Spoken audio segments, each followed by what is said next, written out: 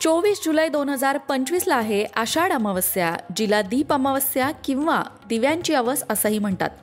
मात्र काही समाजकंटकांनी तिला गटारी अशी ओळख देऊन आपल्या संस्कृतीला बट्टा लावायचा प्रयत्न केलाय. नक्की या आषाढ अमावस्येचं, दीप अमावस्येचं काय महत्त्व असतं? या दिवशी काय करायला हवं? कुठल्या गोष्टी केल्याने घरातल्या मुलांना दीर्घायुष्याची प्राप्ती होते?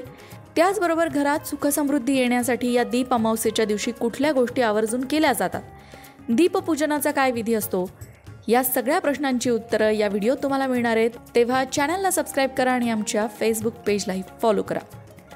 मंडळी, श्रावण मासात विविध सण उत्सवांची रेलचेल असते. भरपूर सण श्रावण महिन्यापासून सुरू होतात आणि श्रावण महिनाभरच सण उत्सव असल्यामुळेच मांसाहार केला जात नाही.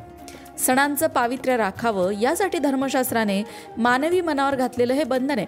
परंतु याचा अर्थ असा नाही की जे महिनाभर खायचं नाही, प्यायचं नाही, ते महिना सुरू व्हायच्या आदल्या दिवशी चापून घ्यायचं. डॉक्टर जेव्हा पथ्य म्हणून दिवसातून एक वेळा जेवा म्हणून सांगतात, याचा अर्थ असा असतो आहारावर नियंत्रण आणा. मात्र आपण आपल्या सोयीने दोन्ही वेळचं जेवण एकाच वेळी ताटात वाढून घेणार असू तर त्या पथ्याचा काय उपयोग?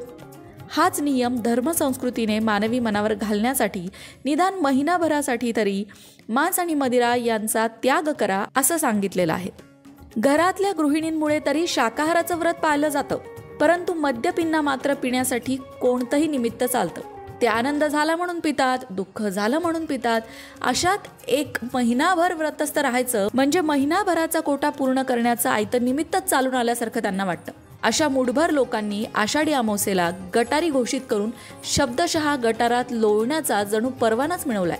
मात्र हे असं वागणं म्हणजे आपणच आपल्या हाताने आपल्या संस्कृतीचे वाभाडे काढण्यासारखं आहे.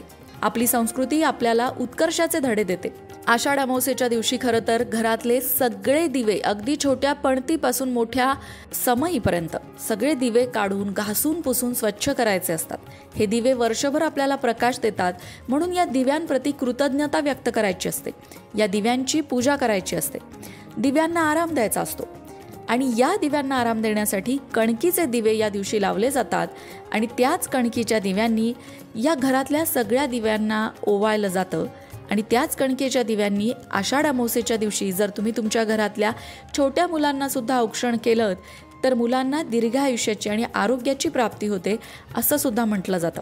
आषाढ अमावस्या खरं तर आपल्याला संदेश देते की जेव्हा आपल्या आयुष्यात काळोखाचं साम्राज्य पसरतं तेव्हा उदास न होता पणतीच्या ज्योतीने का होईना तो दिवस साजरा करावा, तरच आपल्याही आयुष्यात श्रावण नक्कीच येईल. कारण आषाढ अमावस्येच्या दुसऱ्या दिवशीपासून श्रावणाची सुरुवात होत असते. अशा उदात्त विचारांनी युक्त असलेल्या आपल्या संस्कृतीला गालबोट लागणार नाही याची खबरदारी खरं तर आपणच घेतली पाहिजे. ही जबाबदारी आपलीच आहे.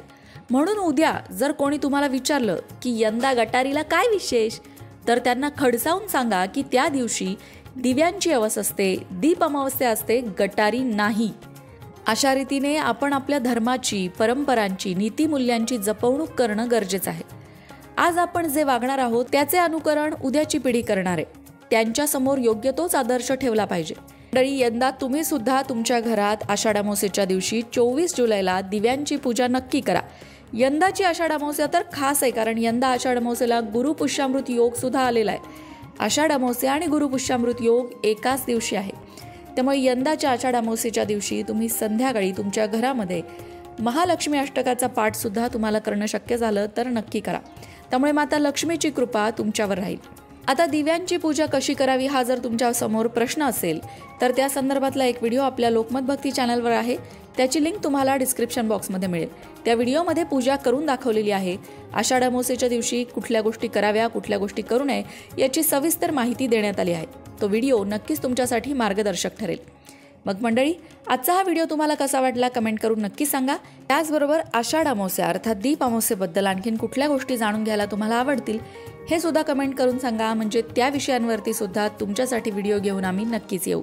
मंडळी, वास्तुशास्त्र, ज्योतिषशास्त्र, अंकशास्त्र यासारख्या विषयांवर तुमच्या मनात काही शंका असतील तर त्या कमेंट बॉक्समध्ये नक्की विचारा. तुमच्या प्रश्नांची उत्तरं घेऊन येण्याचा प्रयत्न आम्ही नक्कीच करू. त्याचबरोबर आणखीन कोणत्या विषयांवरचे व्हिडिओ तुम्हाला ऐकायला आवडतील ते सुद्धा कमेंट करून सांगा. म्हणजे तुम्हाला हव्या असणाऱ्या विषयांवर सुद्धा व्हिडिओ घेऊन आम्ही येऊ. ज्योतिषशास्त्र, अंकशास्त्र, वास्तुशास्त्र यांसारख्या विषयांवरचं योग्य मार्गदर्शन तुमच्यापर्यंत पोहोचवण्याचा आमचा हा प्रयत्न आहे. तेव्हा तुमच्या शंका कमेंट बॉक्समध्ये नक्की विचारा. अशाच प्रकारच्या माहितीपूर्ण व्हिडिओंसाठी लोकमत भक्ती चॅनलला सबस्क्राईब करा आणि बेल आयकॉनवर सुद्धा क्लिक करा, म्हणजे आमच्या नवनवीन व्हिडिओचं नोटिफिकेशन तुम्हाला मिळत राहील. तसंच योग्य आध्यात्मिक मार्गदर्शनासाठी लोकमत भक्तीच्या फेसबुक पेजला फॉलो करायला विसरू नका.